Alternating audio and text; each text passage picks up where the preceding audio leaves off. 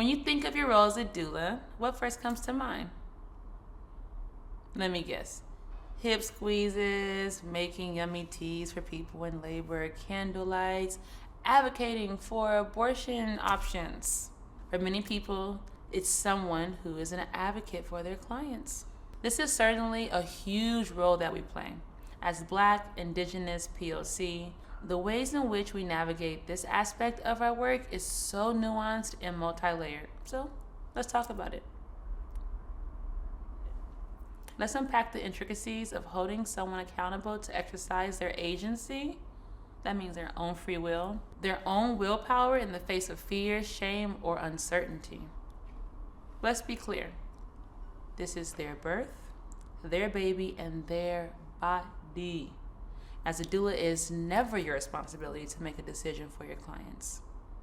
In fact, that goes against all that you should want for them. We want our clients to feel empowered.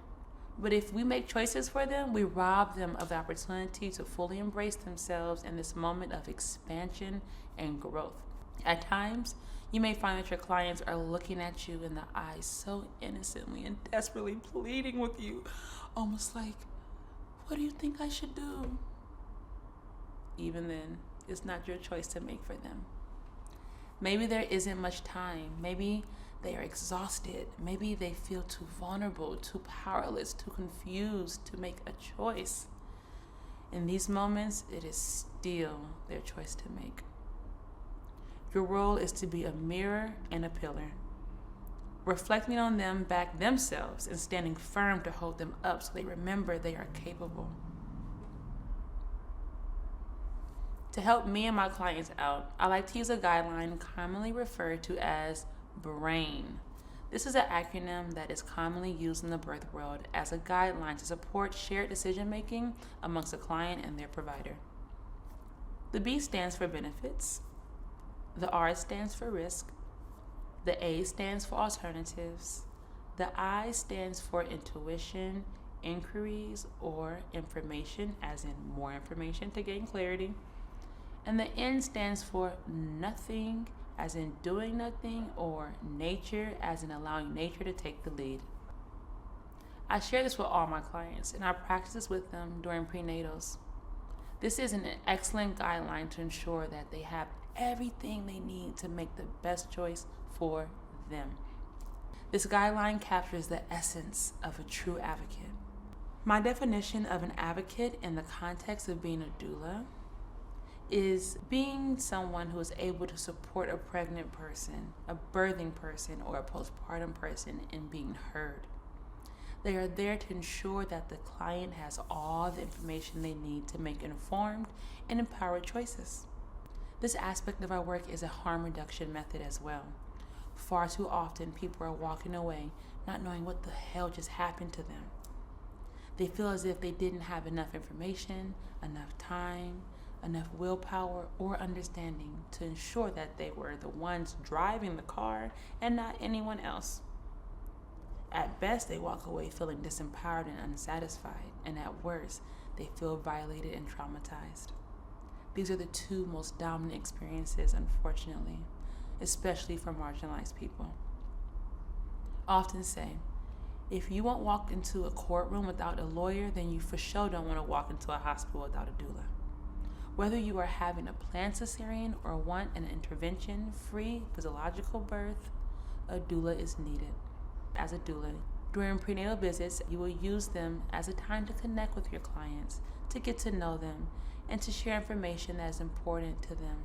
The information you share will differ depending on their birth preferences. For example, if your client has to have a scheduled C-section, you wouldn't spend time discussing the stages of labor and how to surrender to the sensations of labor. I usually meet with my doula clients 3 times during their pregnancy outside of our initial meeting. I keep in close contact with them via text and phone calls until our first prenatal.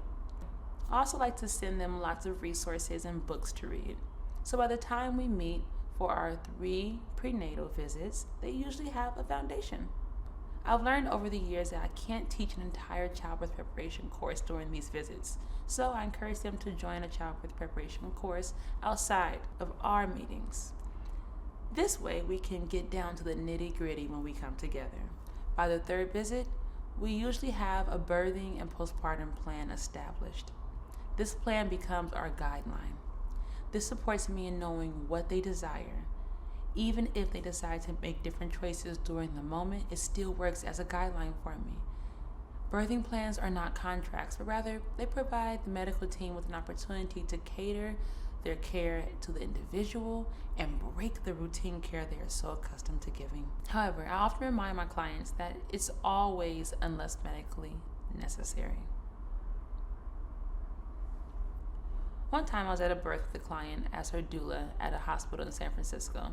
She had an extensive birth plan, like pages and pages and pages of references and particulars.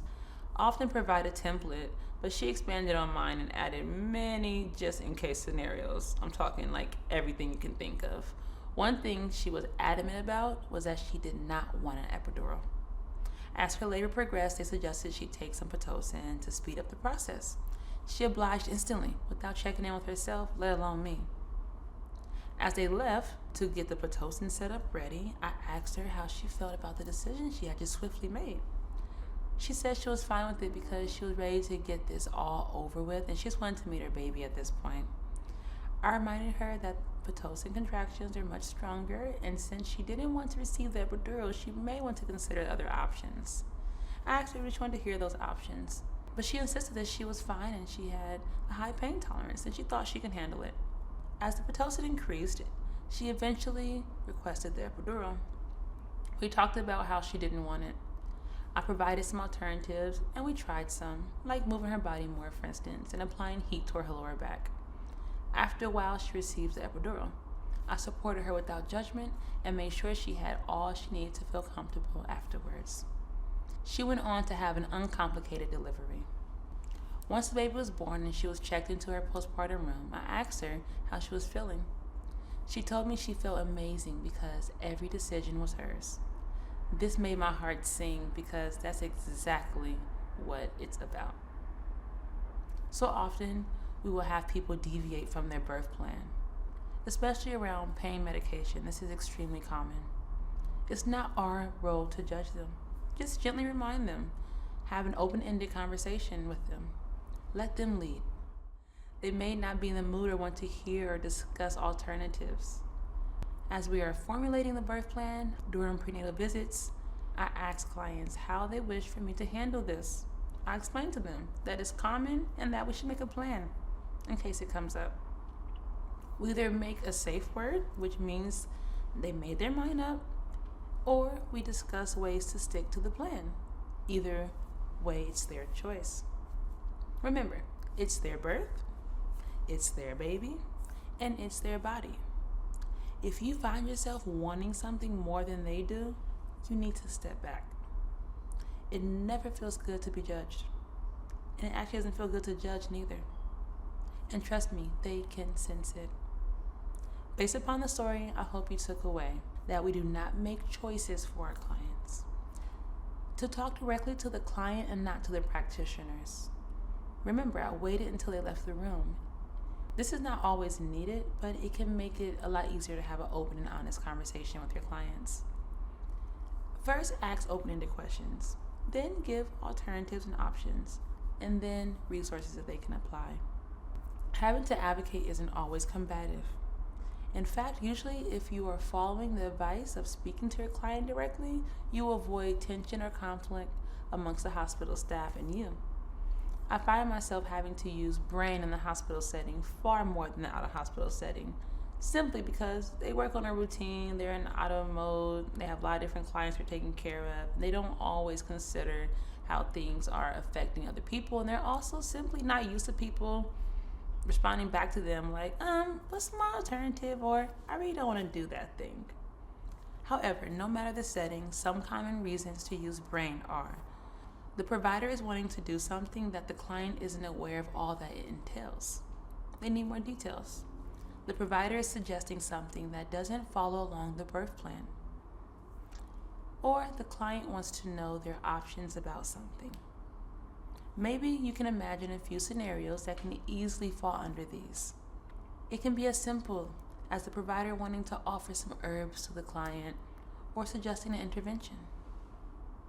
It's not always an emergency, but when it is, I have usually seen my clients take over in the most empowering ways. I think it's important to state that the outcome of your client's birth isn't your fault either way, whether you look at it as good or bad. When advocating, you have to release yourself of that. So if you're wondering, what do we do during an emergency situation? I would say, get the fuck out the way. Not just physically, but energetically as well.